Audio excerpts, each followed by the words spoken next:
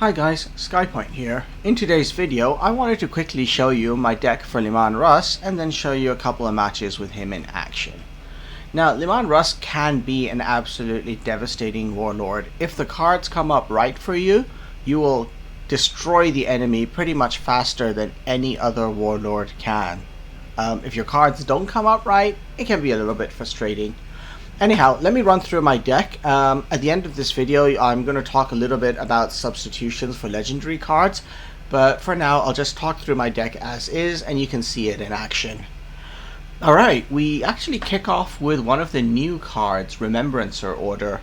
I eventually put this into my deck because I just found that there's some Legion-specific tactics that you often face, like Armor of Mars, which really slow you down and which it would really help you if, well, you had a copy of it. So you keep Remembrancer Order until the enemy plays a tactic where you can take advantage of playing that tactic back in their face the next turn. Okay, then we get to the first of our Space Wolves cards, Ansvar. So, Ansvar is a fantastic card. It has poor stats to begin with, but it has really great synergy with Leman Russ, because if we take a look at Leman Russ first, and I keep messing up the pronunciation of his name, I'm sorry, I'll try to be consistent. If you look at Leman Russ's ability, he has Pack, meaning that he will attack again each time one of his units attacks. So the more units with Pack on the board, and different units have different Pack effects, the more craziness you get. In the case of Ansvar, they start getting stronger and stronger, and you'll see some good ways of using that in the matches after this run through. So, a pair of Ansvars in here, they work well both in early as well as late game. In early game, they'll get buffed by Leman Russ attacking himself. In late game, all the units you have on the board will help. Speaking of helping with Pack, Kolbier Hunters is a great one. Now, the decks for Leman Russ will actually include a lot of units with either Fast or Flank, because they help to trigger your Pack effects the moment they go into play. So Kolbier Hunters is one of the cheapest cards in the game with Flank or Fast, and so they have a definite place in his deck. So do Secretari Axiarch for a different reason. They don't have Flank, and I don't have too many other troops that can actually benefit from their buff.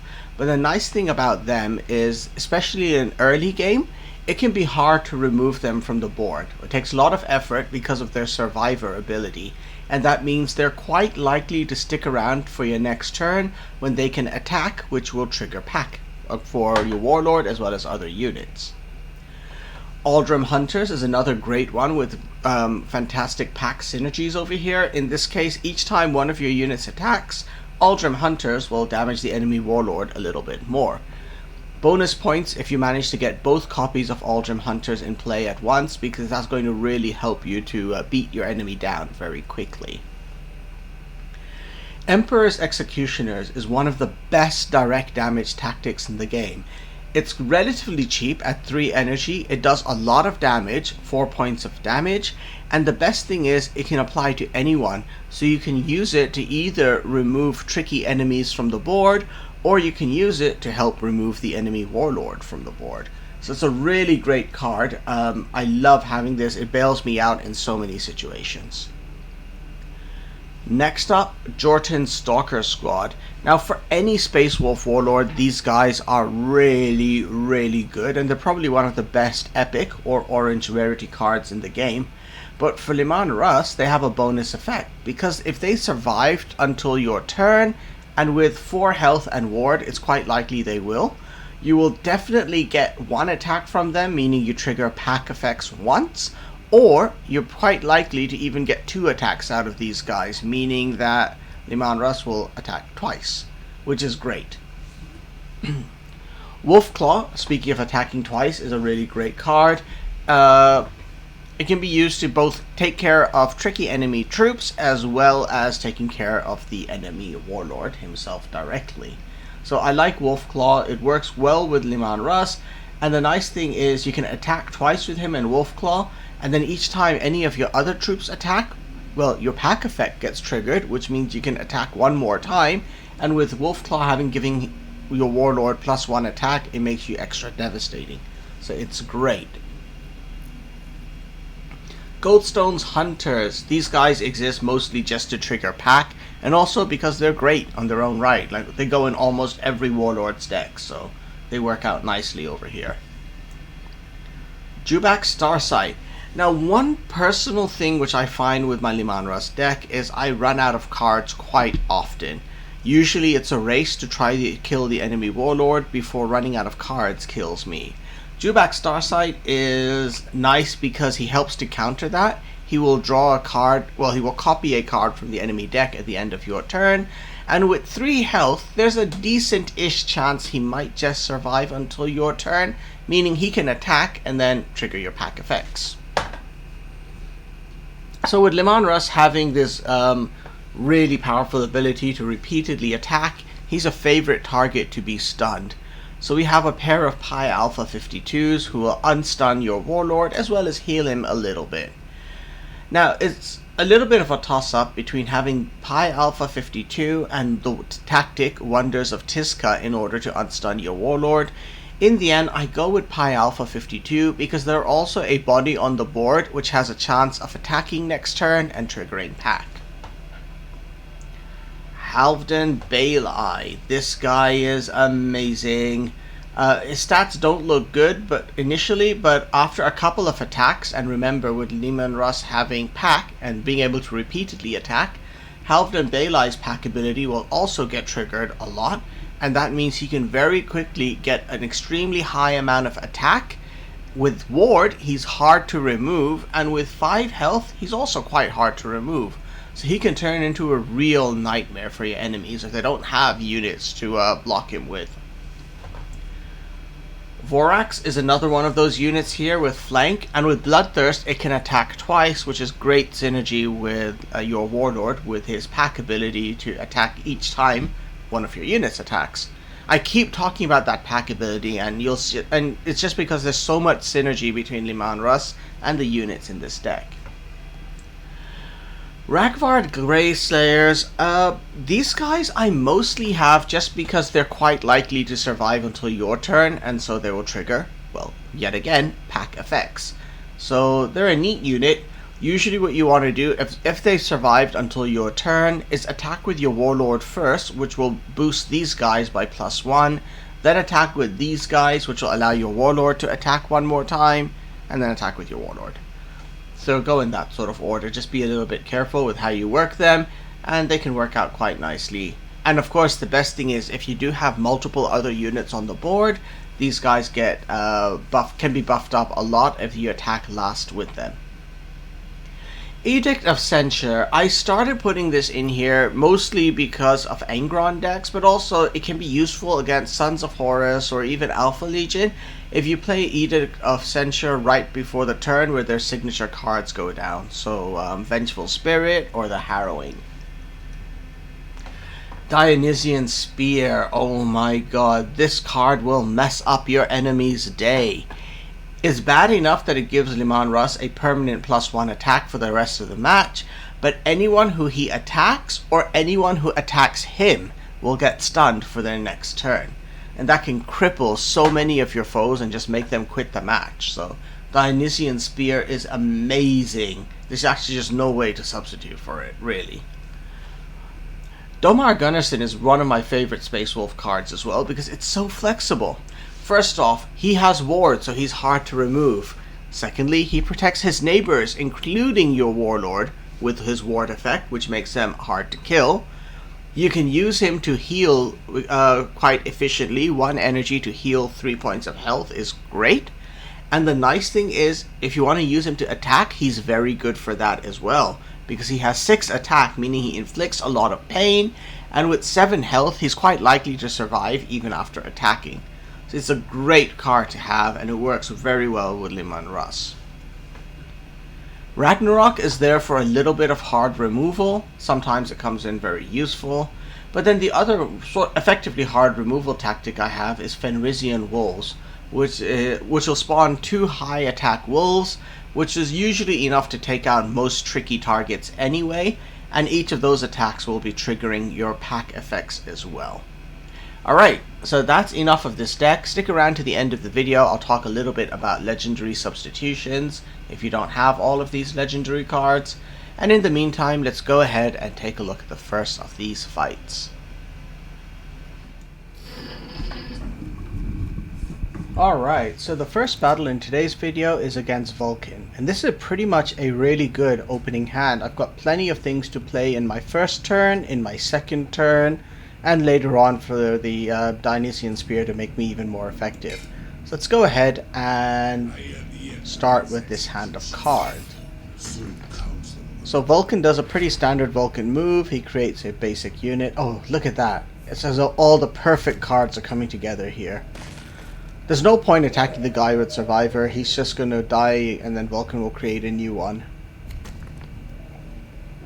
Oh, look at that. Okay. So, because of course Vulkan's ability is if that guy, if he has no troops, then he can put in a Sorkar Hunter, otherwise he creates a teaching.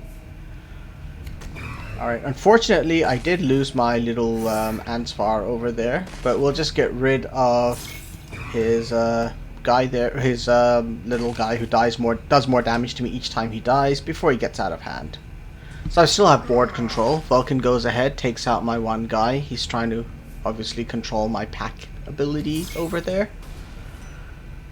But I think I'm in a good position. With a board which is fairly clear like this, I can now drop Jortan's Stalker squad and they'll be able to attack twice next turn, or at least once next turn, depending on whether Vulkan attacks them directly or not. Okay, so he did not go directly for them. Instead, he does put down the Thunderhawk, which does damage to all enemies. That thing is going to have to go. So what I'll do here is, first of all, attack the Sorker squad, and that triggers the axe to be thrown from Aldrim Hunters into Vulkan. Hit the Thunderhawk once with my Jortan squad. Beautiful. That is a lot of damage being applied.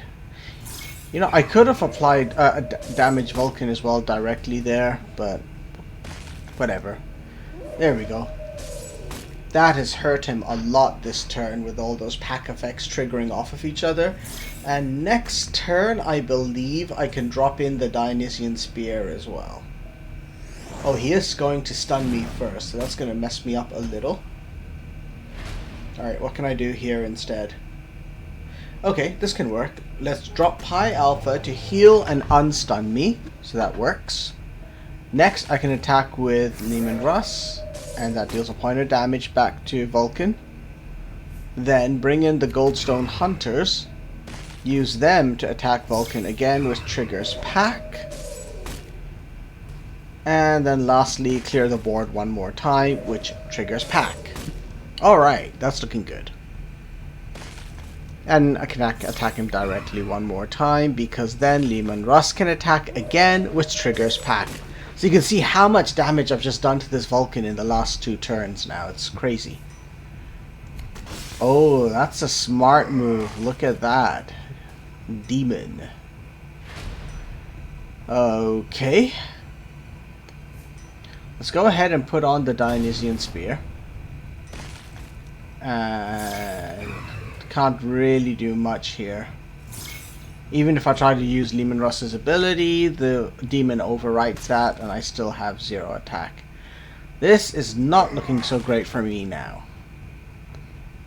The entire lead I built up on health has been undone by the demon, but hope comes through now. Let's drop Vorax. Use Vorax to attack him. Next, I can drop Emperor's Executioners to kill the demon. And because I've played the Spear, I can now stun Vulkan by attacking him. I am running a little bit low on cards in my hand, though. That's the only problem I have right now. And then these guys came out at the perfect time. Wow. Alright, let's do this. Fenrisian Wolves will create my wolves for me. Conveniently, one of them has 5 attack, which is enough to hit that thing. Let's just keep pounding Vulkan down hard.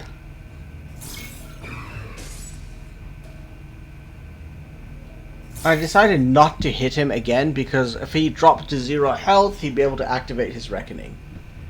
So he's using Ashen Bones over here. That's going to... oh yeah, that's going to damage a lot of stuff. Okay, what's he got going on? Ooh, Remembrance Order. Interesting. Let's bring in Jubak Starsight for now. End my turn. Ooh, Apotheosis. I didn't quite see that coming, although it's a very common move with Vulkan these days. And he goes and takes out Jubak Starsight.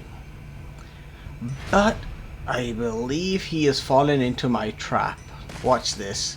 He's on 4 health, I'm on 3, which means my Reckoning can now be played.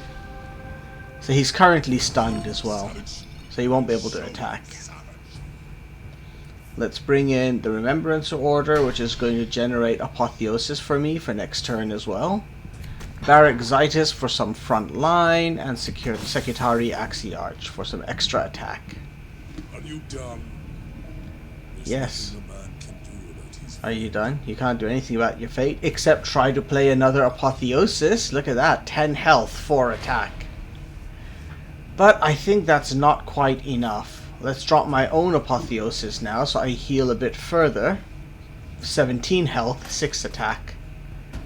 Attack him once. You know what, I could have actually... oh yeah, I lose my pack ability when you turn into the Wolf King.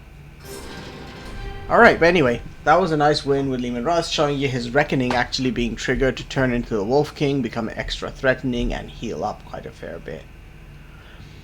Alright, let's go and take a look at the next match. I thought you guys might find this one because it's against Urlan, who's a very common, extremely aggressive warlord. Again, I've got plenty of cards for the early game, so I like this. I'll hit done and accept it. Ansfar would have been nice, as with Jordan's Stalker Squad. But these are not terrible cards either. Let's go and get started. Not much to do here, let's just keep the pressure going on Urlan.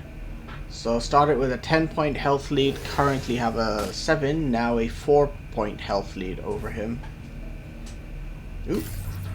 Void engagement, so I have a 2-point health lead over him. Okay, let's start turning that round a little bit. So heal myself first, back up to a 5-point health lead. Let's just go ahead and attack him.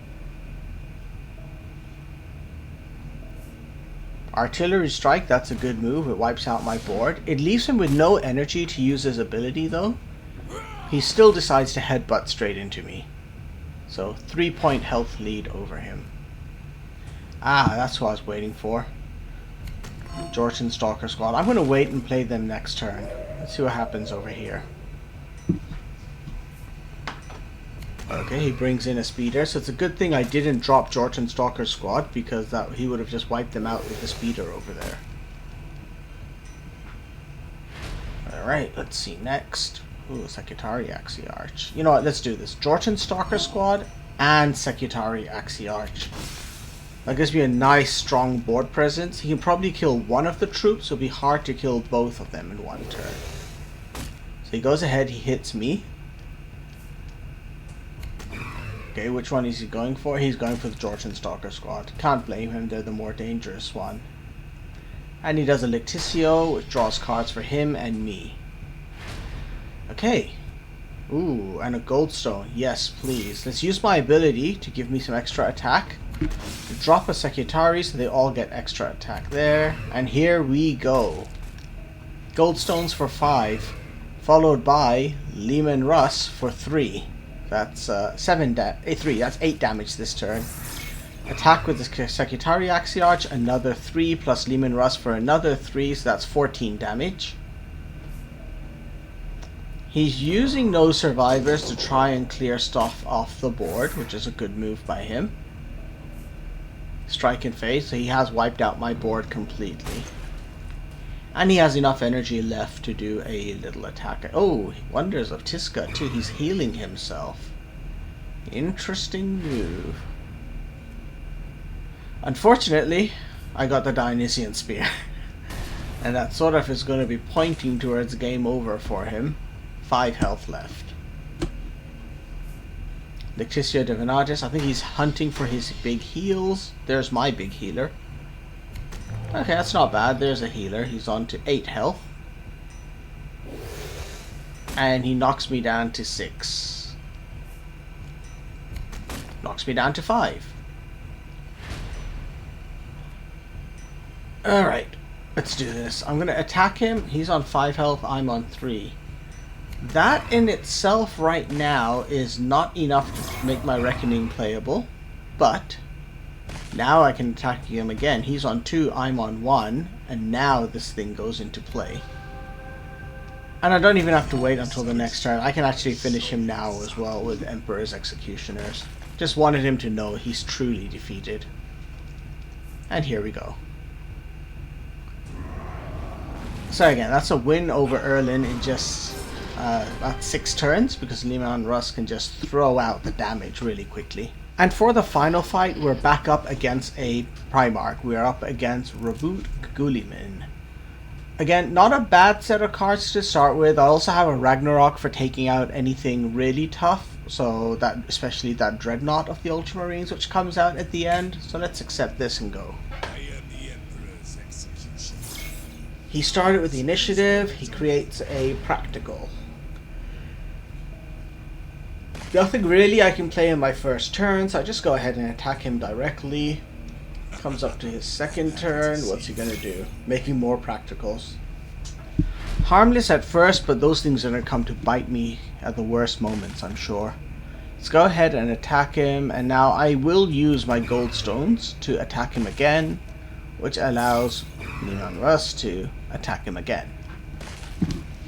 Okay, so 9 points of damage thrown out to him after my second turn. Ugh, look at those guys. Ingenious Command Squad. They either deal 2 damage for 1 energy, or heal 2. So let's wipe them out before they can do anything mean. And keep attacking him.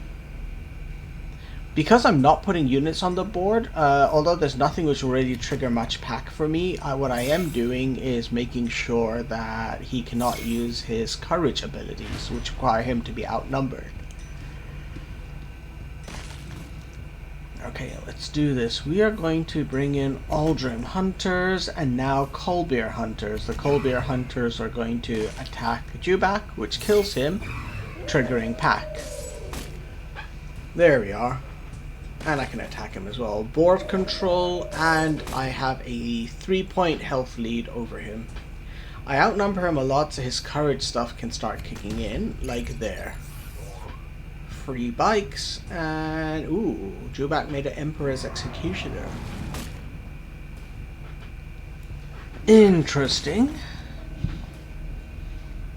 I'm kind of reluctant to drop Halfdan Balai right now because he'll just get killed too easily. So let's drop Gunnar and keep putting the pressure on Guilliman. Now with Ward, I can't be targeted. And Ward stops my troops being targeted by Guilliman's ability. So he's going for indirect damage instead. Lots of troops going down, and he goes for the big kill and wipes out Gunnar. Alright. Let's do this. Now I can drop the Wolf Claw, which will allow me to attack twice. So I will drop Halfdan Balai. Attack those guys to wipe them out. And go for Leman Russ. With Halfdan Balai now on 5 attack and can't be oh, okay, I was about to say he can't be targeted, but of course untargeted attacks will work against him. So he sacrifices his squad to make sure Halfdan dies. And in the meantime, his little healer buddy starts to patch things up. Alright, let's drop a Ragvar Greyslayers, as well as Pi Alpha. Do my own little healing over there as well. And let's get ready to get that guy off the board. Again, I'm starting to run kind of low on cards here, especially compared to Guilliman. Oh, look at all this. Alright. So a front line who does not like to die. And who has high attack.